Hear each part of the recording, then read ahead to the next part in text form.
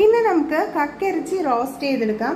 അപ്പോൾ ഞാൻ അതിന് വേണ്ടിയിട്ട് സവാള കനം കുറഞ്ഞ് അരിഞ്ഞിട്ടുണ്ട്, പിന്നെ ചെറിയ ഉള്ളി, വെളുത്തുള്ളി, അതുപോലെ ഇഞ്ചി, ഇത് മൂന്നും കൂടി ചതച്ച് വെച്ചിട്ടുണ്ട്. തക്കാളി, വേപ്പില, പച്ചമുളക് ഇത്ര അരിഞ്ഞ് വെച്ചിട്ടുണ്ട്. ഇനി കക്കിറച്ചി നന്നായിട്ടൊന്ന് കഴുകി അതിൻ്റെ അഴുക്കൊക്കെ കളഞ്ഞ് ഉപ്പിട്ട് വേവിച്ച് വെച്ചിട്ടുണ്ട്. ഇനി നമുക്കൊരു പാൻ എടുത്തിട്ട് ആവശ്യത്തിന് വെളിച്ചെണ്ണ ഒഴിച്ച് നമ്മുടെ സവാള നന്നായിട്ടൊന്ന് വഴറ്റിയെടുക്കാം.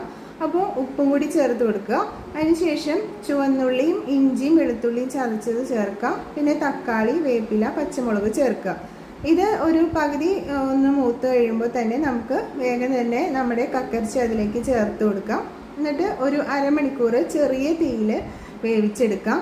ഇത് അരമണിക്കൂർ കഴിയുമ്പോഴേക്കും നന്നായിട്ട് സവാളയൊക്കെ ഇതിൽ അലിഞ്ഞ് ചേർന്നിട്ടുണ്ടാവും. ആ സമയത്ത് ഇതിൽ മുളക് പൊടി, മഞ്ഞൾപ്പൊടി, മല്ലിപ്പൊടി, ഗരം മസാല കൂടി ചേർത്ത് കൊടുക്കുക. എന്നിട്ട് പിന്നെ ഒരു 5 മിനിറ്റ് ഒന്നും കൂടി ഒന്ന് ഇതുപോലെ ഒന്ന് ഫ്രൈ ചെയ്തെടുക്കുക.